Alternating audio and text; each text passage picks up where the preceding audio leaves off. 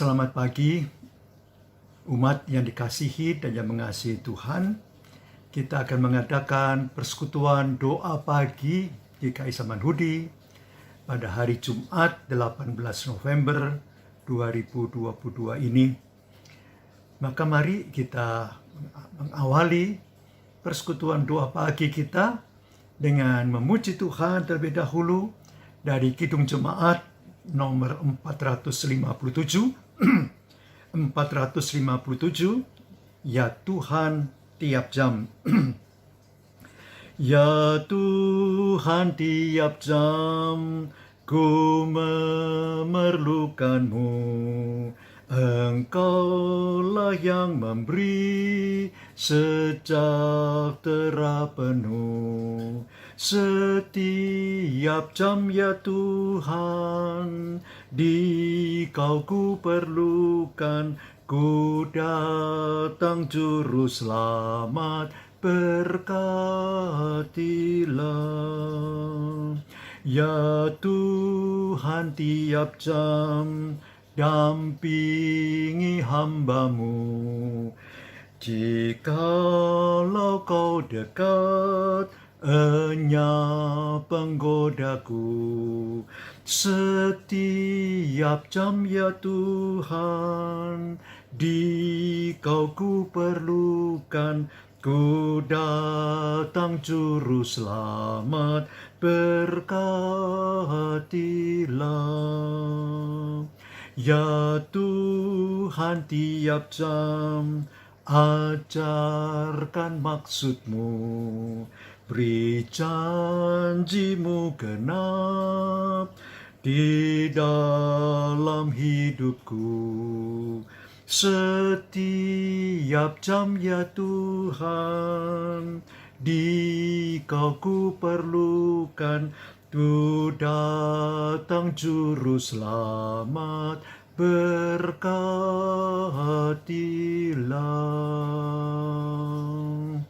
Mari kita berdoa. Bapa, terima kasih 17 hari di dalam bulan November ini sudah kami lalui dan kami sedang memasuki saat ini tanggal 18 November. Berarti setengah bulan dari bulan November sudah kami jalani. Terima kasih Bapa untuk semua pertolongan, perlindungan, kekuatan, sukacita yang telah Bapa berikan, walau kami harus menghadapi berbagai-bagai tantangan hidup. Bapa, ajar kami pada pagi ini untuk boleh melihat firman Bapa dari 1 Petrus pasal 1 itu, dan kami boleh belajar dan ajar kami ya Bapa, agar kami boleh dipimpin oleh Roh Kudus-Mu, sehingga apa yang kami boleh pelajari, apa yang kami boleh baca, apa yang kami boleh dengar, apa yang kami boleh lantunkan dalam puji-pujian, juga doa-doa kami boleh berkenan kepadamu, Bapa, Anak, dan Roh Kudus. Kami hantarkan doa dalam satu pengantara kami, Yesus Kristus, Juru Selamat, penebus kami yang hidup dan setia. Amin.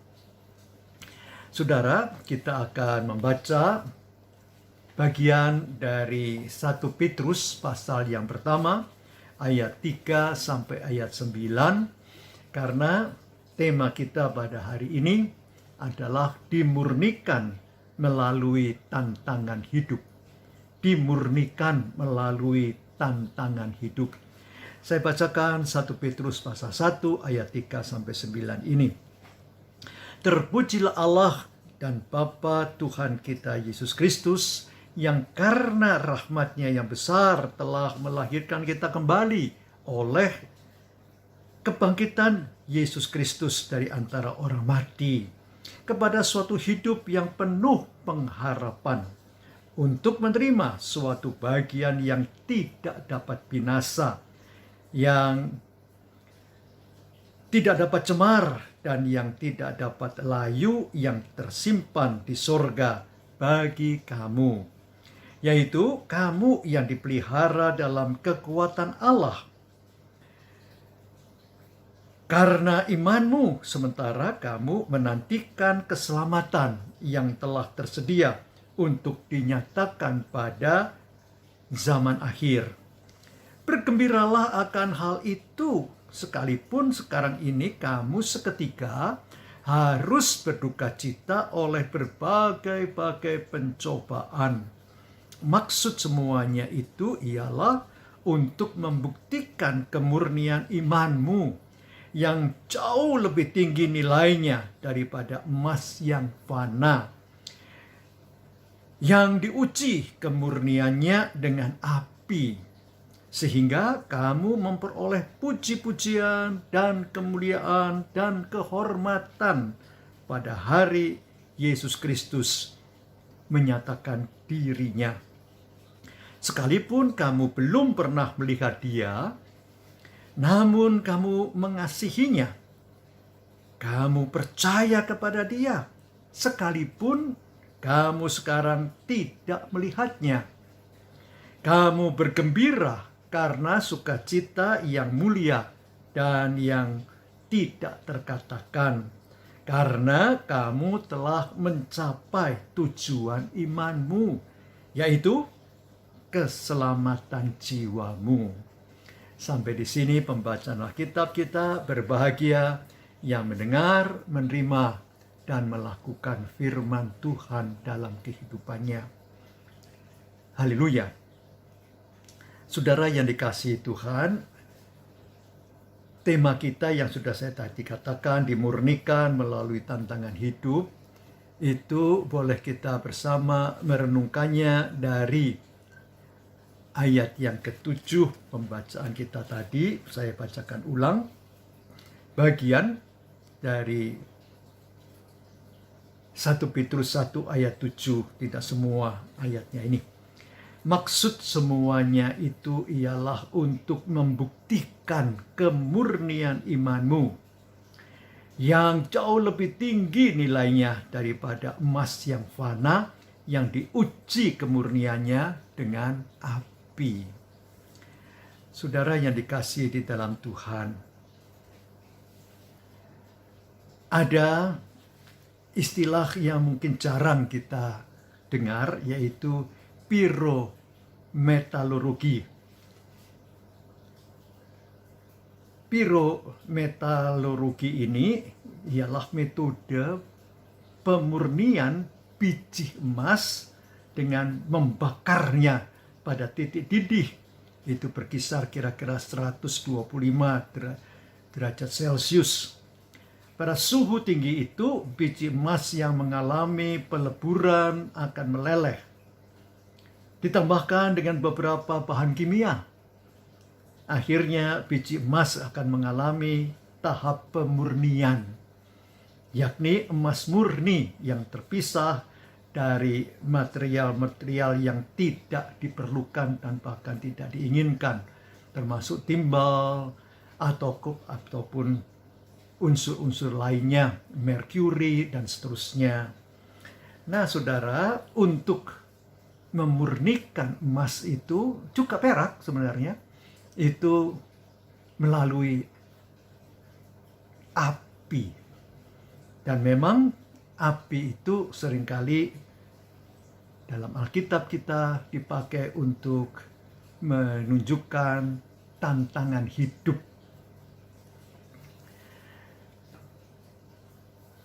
Tantangan hidup itu ditunjukkan dengan bentuk api.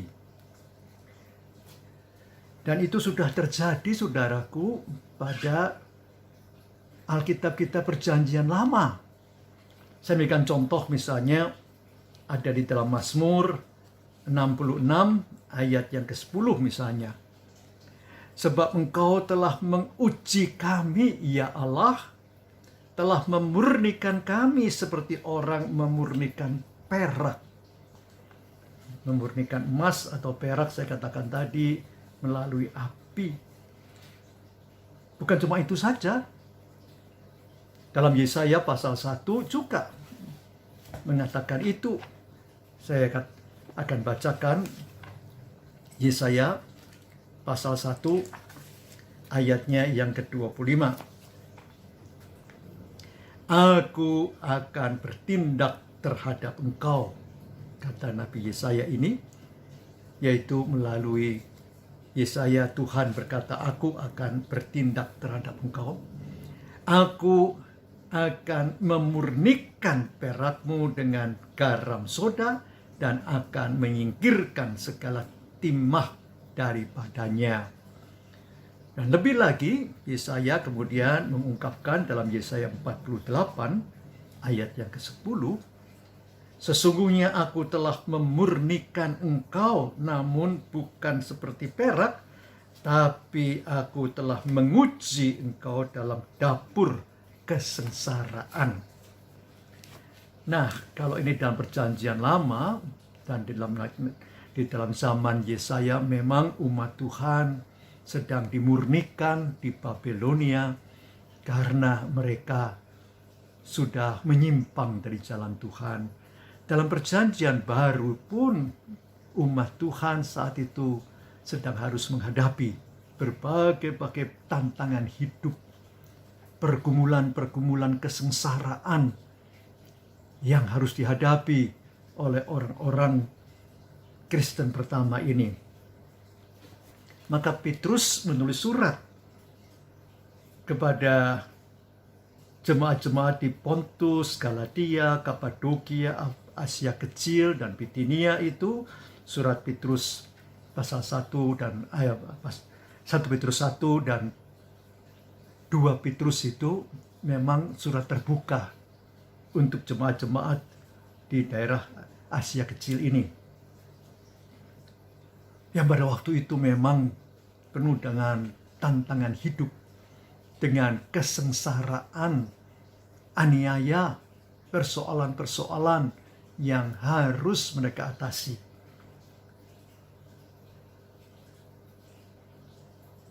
Pasti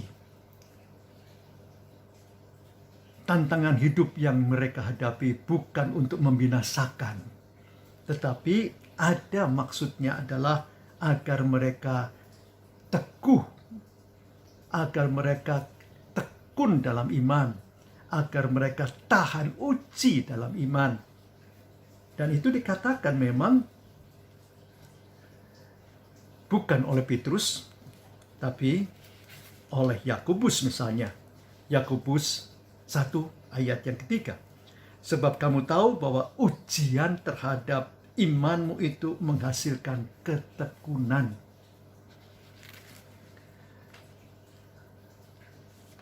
Pergumulan-pergumulan jemaat awal di Asia Kecil itu harus mereka hadapi tantangan hidup ini untuk memurnikan iman mereka, untuk keteguhan hati, untuk kekuatan iman. Bukan justru untuk merontokkan, justru bukan untuk mereka meninggalkan Tuhan.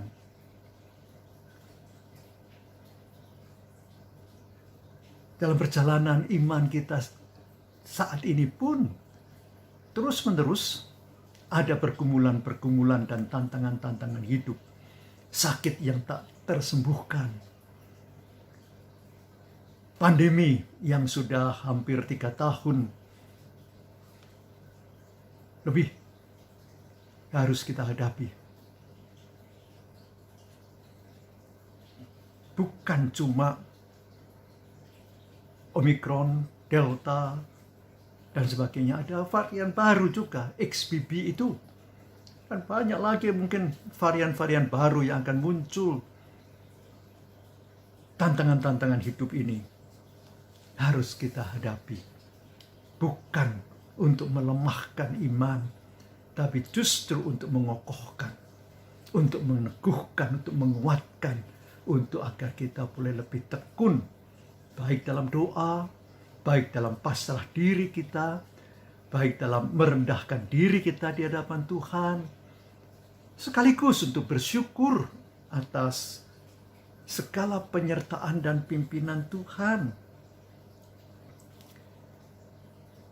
Ayat 7 yang kita baca memang disebutkan oleh Petrus, sehingga kamu memperoleh puji-pujian dan kemuliaan dan kehormatan pada hari Yesus Kristus menyatakan dirinya. Ada beberapa ini. Memperoleh puji-pujian, kemuliaan, dan kehormatan.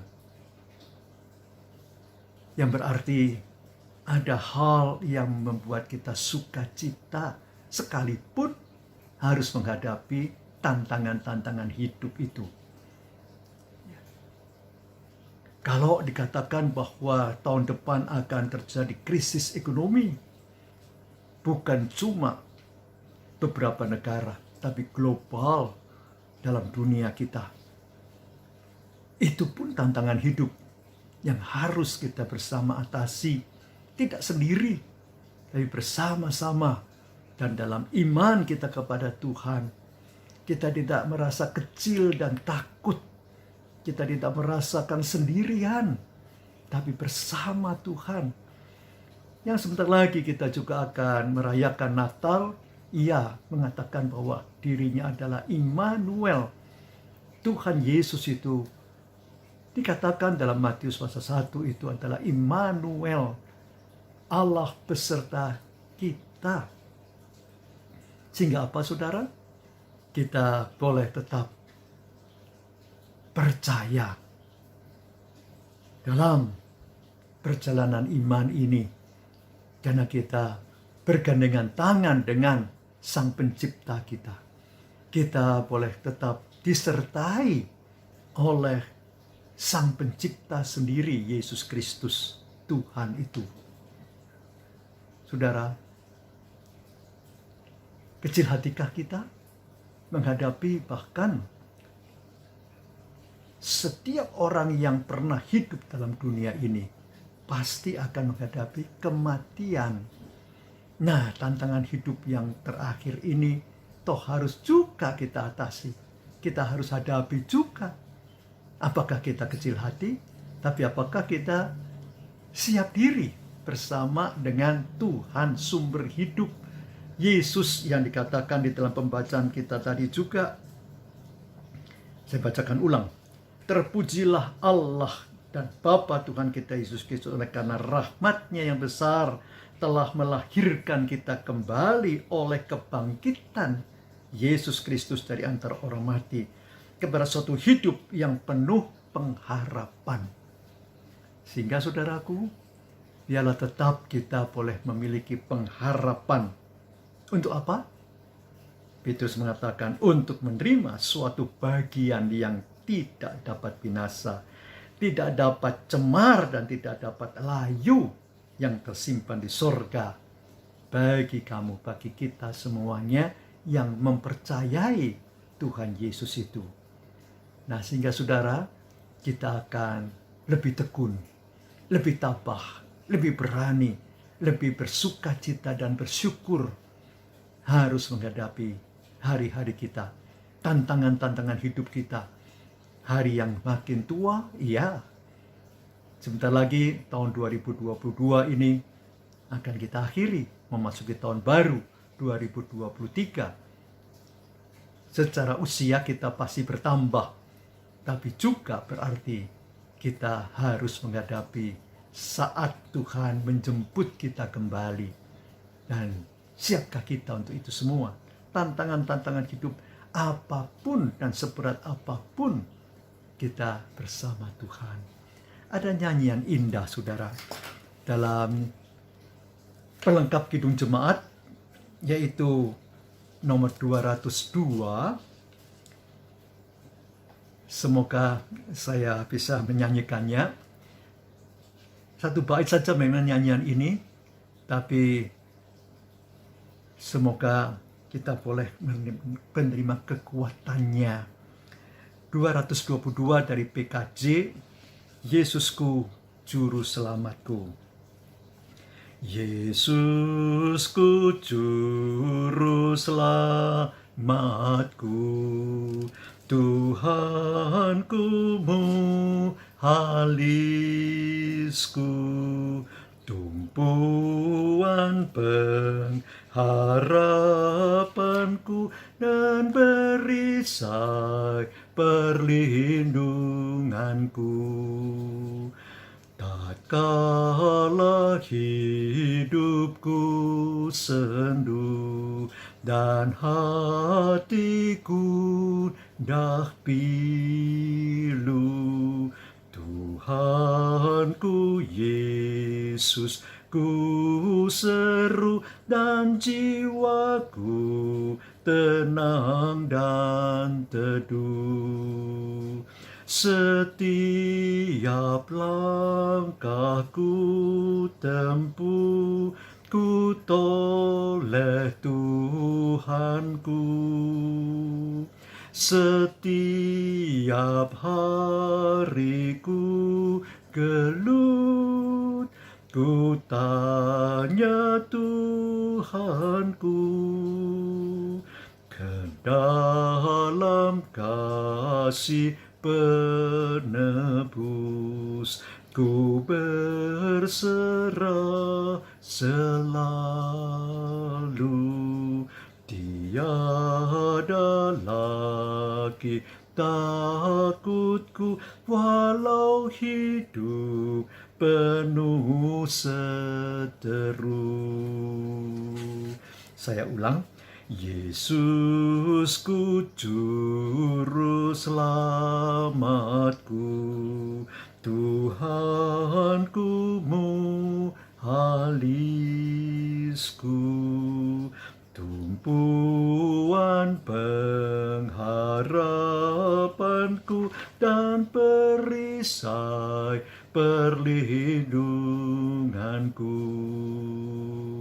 Tatkala hidupku sendu dan hatiku dah pilu, Tuhanku Yesus ku seru dan jiwaku tenang dan teduh. Setiap langkahku tempuh, ku toleh Tuhanku. Setiap hariku gelut, ku tanya Tuhanku. Ke dalam kasih penebus, ku berserah selalu. Tiada lagi takutku, walau hidup penuh seteru. Amin. Mari kita datang dalam doa. Terima kasih Bapa, Anak, dan Roh Kudus. Kalau melalui 1 Petrus pasal 1 ayat 3 sampai ke 9 ini, yang pada saat itu di abad pertama ini juga ada banyak tantangan hidup yang harus dihadapi oleh umat Tuhan. Baik itu aniaya, baik itu pergumulan-pergumulan dengan teman-teman karena perbedaan-perbedaan, ataupun juga pergumulan-pergumulan karena masalah sosial politik. Bapak, mereka diberi nasihat oleh Petrus agar mereka boleh menerima tantangan hidup itu sebagai hal yang memurnikan mereka. Seperti emas atau perak yang harus menerima pembakaran, panasnya api itu, agar mereka boleh dimurnikan. Terima kasih Bapak, kalau kami juga saat ini harus menghadapi berbagai tantangan hidup. Ampuni kami ya Bapak, dan berikanlah kami tetap boleh meyakini bahwa kami tidak sendiri. Bersama-sama dengan Immanuel, Tuhan Yesus Kristus, Allah beserta kami. Terima kasih kalau kami juga sesaat lagi beberapa minggu ke depan ini akan merayakan minggu-minggu Adventus. sehingga kami juga boleh menyambut Natal, bahkan menutup tahun 2022 ini bersama Tuhan. Beri kami sukacita kalau kami harus menghadapi pergumulan-pergumulan dan tantangan-tantangan hidup itu. Dan boleh kami senantiasa menerima tuntunan, gandengan tangan Allah, penyertaan Allah sendiri, naungan Allah seperti kami berada di kepak sayap. Entahkah itu ayam, entahkah itu di bawah kepak sayap burung, kami ada di bawah kepak sayap Allah sendiri. Bapa, sukacitakan kami kalau kami harus menghadapi semua pergumulan-pergumulan hidup itu. Berkati anak-anak kami, menantu-menantu kami, keluarga besar kami, sahabat-sahabat kami, juga gereja Tuhan.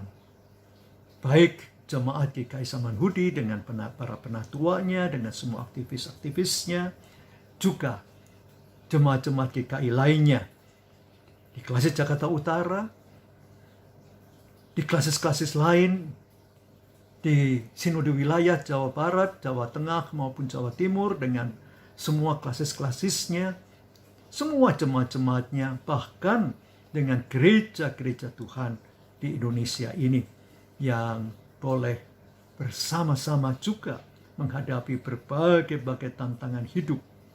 Bapa, berkati pemerintah dan bangsa kami kalau mereka juga harus menghadapi berbagai pergumulan. Jangan Bapak tinggalkan juga kalau pelaksanaan dari persidangan G20 yang ada di Bali saat ini, Bapak juga boleh bersama-sama dengan semua pimpinan-pimpinan bangsa-bangsa. Untuk apa? Untuk menyejahterakan umat manusia. Untuk mengatasi perubahan iklim kah, untuk mengatasi berbagai-bagai pergumulan dunia kami. Berkati ya Bapak, semua orang-orang yang boleh berkiprah bagi kehidupan dunia kami. Bapak, tolong kami juga kalau kami berdoa kepadamu secara pribadi. Bapak, dengarkanlah doa kami. Jangan kami Engkau tinggalkan. Karena kami yakin Bapak juga menyendengkan telinga, mendengar doa-doa kami secara pribadi. Dan bahkan Bapak, beri kami sukacita karena Engkau mengabulkan doa kami itu. Karena kami hanya hantar doa kami bersama-sama dengan doa kami pribadi dalam satu pengantara kami yang hidup dan setia, Yesus Kristus, Tuhan dan Juru Selamat yang hidup, yang setia, yang juga sudah memenangkan tantangan hidupnya, disalib, mati, dan bangkit kembali untuk menerima kemuliaan, pujian, dan hormat bagi Bapa, Anak, dan Roh Kudus itu. Terima kasih ya Kristus, pengantar agung kami. Terima kasih Bapa. Terima kasih Roh Kudus. Amin. Tuhan memberkati saudara kini dan selama-lamanya. Amin. Bagi Bapak Ibu yang memiliki pergumulan khusus dan ingin didoakan, bisa menghubungi rekan-rekan pendeta di nomor berikut.